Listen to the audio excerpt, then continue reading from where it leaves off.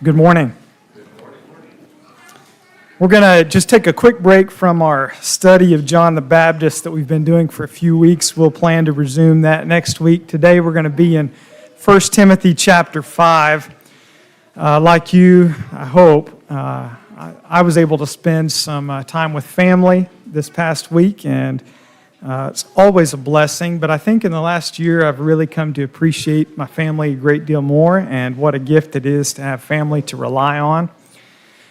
This time of year is special to a lot of us too. I don't know how you are, but this is really a season for me that I reorder some things. I get, especially relationships, over a course of a year, you can get your priorities out of whack, and it's good to step back and think, what is most important right now? Relationships and faith. This is usually a season where I kind of reset in some ways. So I thought it would be good today, in light of the holiday that we just had, to remind us that our family life is inseparable from our faith life.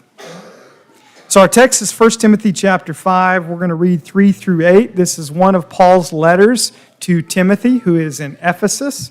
And the overall aim in the letter is he's giving instruction to Timothy that is going to strengthen the church there. In this particular section, he's giving instructions to various groups, different ages, different genders, different stations of life. And he comes to widows in verse 3. So let's look at it together. 1 Timothy chapter 5, verse 3. Honor widows who are truly widows. But if a widow has children or grandchildren, let them first learn to show godliness to their own household and to make some return to their parents, for this is pleasing in the sight of God. She who is truly a widow, left all alone, has set her hope on God and continues in supplications and prayers night and day. But she who is self-indulgent is dead even while she lives. Command these things as well, so that they may be without reproach. But if anyone does not provide for his relatives, and especially for members of his household, he has denied the faith and is worse than an unbeliever. This is a picture of a Christmas card that my mom keeps. It's sort of a box of family keepsakes. I guess every family's got a box like that where you keep things that are special, and maybe at the holiday time you bring them out and you've got memories there. This is a card from a widow lady in the church that I grew up in. She gave this card to my brother and I when I was 3 years old, so that would be 40 years ago. I'll let you do the math on that. I don't know anything about Buicks and cataracts, though. Her name was Leona Kyle. And I was just reminded of this, thinking about the special role that widows have in our lives. And I think many of you would remember special ways that widows have blessed you. And that has been true for me. It's a really simple card. The amazing thing is that it's 40 years old, and it's one of those cards that when you open it, it plays a tune. It plays "Oh Christmas Tree," and it still plays. After 40 years, you open it up, it still plays. That's amazing. They don't make them like they used to. But I share it because I think it's amazing that, well, it's not... I mean, it's typical. I think you're like this too, that in your box of family keepsakes, there's church members too. This Mrs. Kyle has made her way into the family cherished things that we pull out at Christmas time, because church family is family. And it all mixes together. We have the people we're related to, and then we have our church family. And they're inseparable. It's real family. So our first point, really the main point today, is being the household of God. It means showing family-like care to one another. We are the family of God. The big picture in 1 Timothy, going back to chapter 3, verse 15, Paul is talking about the church as the household of God, the family of God. How should we behave as the family of God, as the household? And so in the immediate context, he's talking to Timothy about relating to church members Older ones as your fathers and your mother, and the younger as your brothers and your sisters. And when it comes to widows, it's no different. We're family. So we've got family-like responsibility to one another. And so the church has family-like responsibility toward these widows. The primary exhortation of the text is honor widows. Honor them. It means to give proper recognition to them. It really has kind of a double meaning. Because on a basic level, to honor, meaning give proper recognition, is recognizing that these widows have a unique contribution to the church. And I hope you heard it emphasized in that text. It emphasizes her hope in God, her constant prayers. If you read on verses 9 through 16, her reputation for good works. There is something about these widows they're worthy of respect. They're worthy of honor. They have a unique contribution. But the double meaning is that it's also financial support. And it seems very clear as you read through that honor is not just give proper acknowledgement, but it's give support where it's needed. In other words, we don't just recognize their unique contribution, we help them in their unique needs. They are among the vulnerable among us.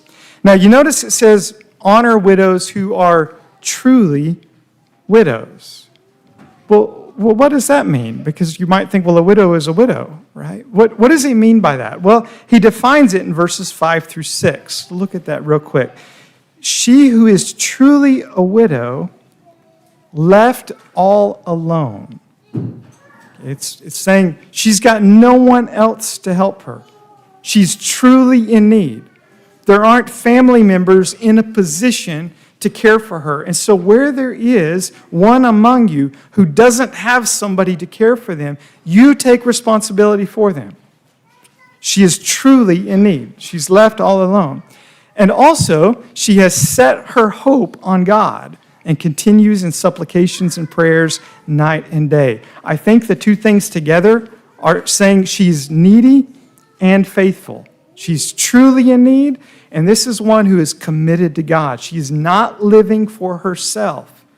She's living for God. She's set her hope on Him. She's relying on Him. This is not somebody who's turned inward, but who has their hands open before God. This is a needy, faithful woman. And then you notice the language is pretty strong there. She who is self-indulgent is dead even while she lives. It's a way of reminding us there's a worse condition than neediness. There's a worse condition than poverty. And when you are turned inward and you are self-indulgent, there's a greater problem there than just the need. So you wouldn't want to address the physical need and overlook the greater condition of that self-indulgence. Now, the reason why the church takes this responsibility, we see that in verse 7. Command these things as well, so that they may be without reproach. And anytime you're interpreting a passage, you've got to ask, well, who is they? Command these things as well, so that they may be without reproach. It's kind of an interesting question. Who is that? Is that the widows? Or is that families, family members? Or is that the church in the passage? I don't know. It can be any of those. I'll tell you my view is I think it's yes. I think it's all of them. If you've got the NIV, you'll see this translation of it, which is taking the view that it is the people. This is all of them. Give the people these instructions so that no one may be open to blame. The household of God, all of us, this is not widows specifically, this is all of us. The household of God should live in ways that do not bring reproach on God's character or His church. We have a responsibility and a calling to live in ways that model and exemplify God's character. In His character, He's got a special spot for the vulnerable. It's over and over and over again in Scripture. I just want to read one to you, Deuteronomy 10:18. Speaking of the Lord, He executes justice. for the fatherless and the widow, and loves the sojourner, giving him food and clothing. The fatherless, the widow, the stranger, the sojourner. Those are the vulnerable among us, and God is one who looks out for them. And so our own character as the church should model that. We should tell the truth about God's special concern for those who are in need. There's a reminder here that we live in view of a watching world. And it makes us ask the question, what message are we living out? What message do we as a church, do we as members of our family, what are we telling the world about God's kind of love and care? We don't want to live in ways that bring reproach upon God's character or His church. There are 3 reproachable things that are highlighted in this passage. 3 things that bring reproach, that don't accurately demonstrate God's character. And the 3 are this. 1, a church neglecting to care for needy members. That's his main concern. Honor widows who are truly widows. We have a responsibility as the church to care for one another as family. And if we don't do that, we are not representing Christ well. We're not representing the character of God well. But this concern for needy members is not done indiscriminately. There's some discernment that is involved. And so a second reproachable thing would be the irresponsible funding of the self-indulgent.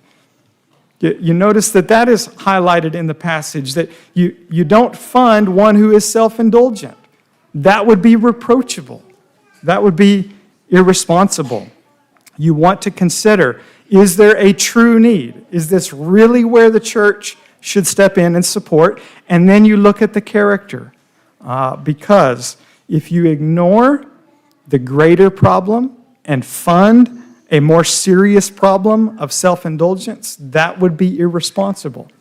That would be reproachable for the church. The third one, and this is really where we're going to focus, is relatives who fail to care for their own. 3 reproachable things. If the church doesn't care for needy members, if we irresponsibly fund the self-indulgent, or if relatives fail to care for their own, those 3 do not accurately represent God. They are reproachable things.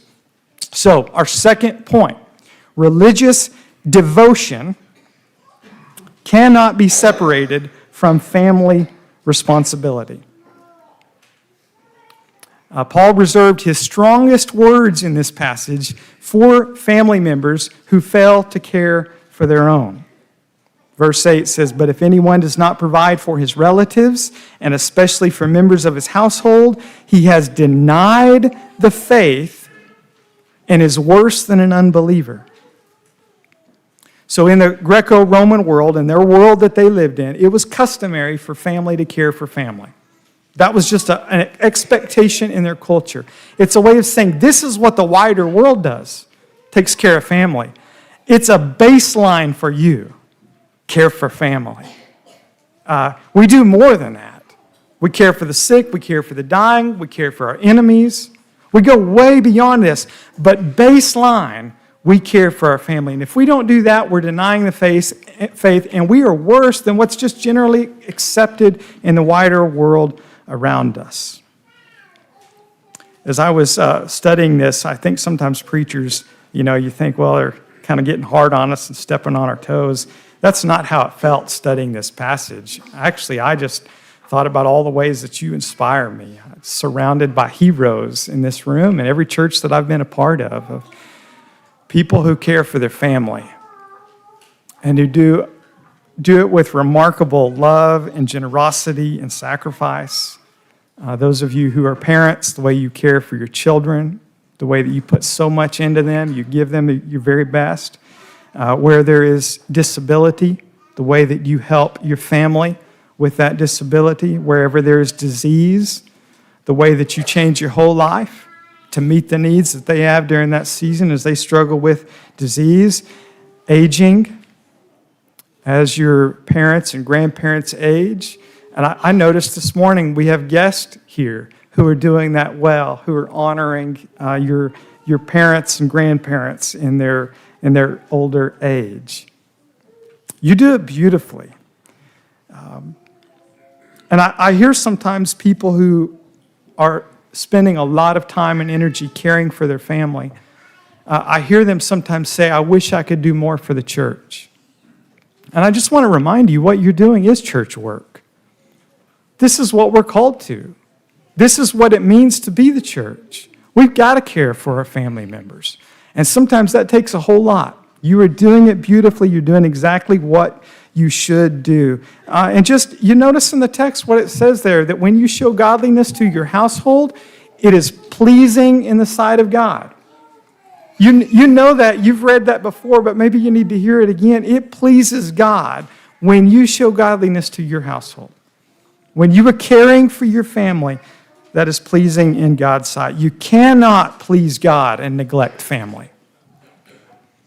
That's what Jesus got onto the Pharisees about in Mark chapter 7. He was scolding them because they neglected to support their parents in the name of religious devotion. I'm so devoted to God that I can't care for my family. And Jesus makes it clear, you can't please God and neglect your family. If you want to please Him, you're going to take care of your family. Family care is a matter of faith practice. It is part of our living out our faith. This phrase in there, let them first learn to show godliness to their own household. We encounter that word pretty frequently. I've mentioned it several times. It just means proper respect. You show proper respect to your household. In the New Testament, though, it's linked to reverence for God. That's why they translate it as godliness. It's or the way the NIV says it, put their religion into practice. Okay, that's a good way of putting it. Learn to put your religion into practice in the way you care for family. It is a matter of faith practice to care for family. You can't really separate those things, faith and family. They belong together. And here he's really putting the focus on children and grandchildren. Let them learn to show godliness to their own household, to make some return to their parents. Some of you parents appreciate that. To make some return to their parents. That's really, really important. There's a gradual exchange of roles between a parent and a child. When a child is born, parents are investing in them, pouring into them. The child is utterly dependent on them, but parents become less able as they age and more dependent on their children. In fact, we even become like children. The role reverse. The parent becomes like the child and becomes dependent on the child. And children who start out dependent gradually assume roles that were once the role of their parents. They assume the role of teaching and caring and helping and guiding and supporting. And it's a role reversal. And he's saying, make some return to your parents. I think it's because a son or a daughter is especially equipped for this. It's because a son or a daughter knows better than anybody else the honor that is due a parent. We who are sons and daughters, we know better than anybody else what our parents have done for us. There's a really old saying. This was quoted by Martin Luther 500 years ago, and he called it a true and good saying of the old and wise. So this is very old. To God, to parents, and to teachers, we can never render sufficient gratitude and compensation. Amen. There is, especially to God, there is no way that we could ever render enough thanks for what God has done to us. Parents and teachers, think about how they affect your life. You can't You could just begin to making a list of the ways that they've impacted you. There's no way you could render enough in return to thank them or to compensate them. Think about the diapers they changed, the meals they prepared, the vomit buckets that they held, the wash rags they placed on your head. The way they were kind enough, firm enough to discipline you, the way they were generous with grace, the way they counseled you through all the struggles of life growing up, the way they taught you, the way they prayed for you, the way they modeled what it meant to be a Christian, to be a man, to be a woman, what they told you about Christ. I mean, where do we stop? And a son or a daughter who has been so loved by their parents is not likely to forget what their parents have done.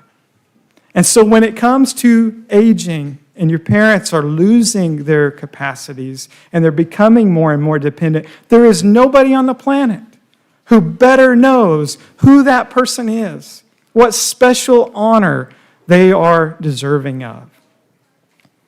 So we have a special role as children to serve them in that way. Children have a better view of honor that is due. I was reminded of this by a grown son, who had to put his dad in a dementia care unit. Just the needs were beyond what he could do. And I can't imagine how hard that is. And when he put his dad in that unit, and he had to leave, you can't be there 24/7, he had to leave, he put a sign on the door for any caretaker who's coming in. And all those caretakers, they do a tremendous job, but they are not a son or a daughter. And he wanted to remind all those caretakers of what only a son or a daughter can know. So I've got it here on the screen. I don't know if you can read it or not, probably not, so I'm going to read it to you. This is what he wrote. Any caretaker walking into the room would read this. My name is Bill Meade. I was born in abject poverty. I became a warrior, U.S. Navy, Korea War era. I then laid aside my weapons and became a minister and missionary. I traveled the world spreading the gospel of Jesus Christ, bringing hope, medicine, and love to the United States, Europe, South America, and Africa. I am slowly leaving this earth for my heavenly home. This may take a while. Thank you for remembering who I was and who I am. I am a man, a warrior, a missionary, a father, and friend, and much more. And I have one more river to cross. So good. God has specially positioned us as sons and daughters to help our parents and grandparents in their later stages of life. There's nobody positioned better than we are as sons and daughters to do that. And when we love them, when we honor them, we love and honor God. It pleases Him. You can't separate faith from family. Third point, depending on family is not a failure of faith, but an expression of it. In those later seasons of life when we become more needy, weaker, more helpless, sometimes we feel powerless.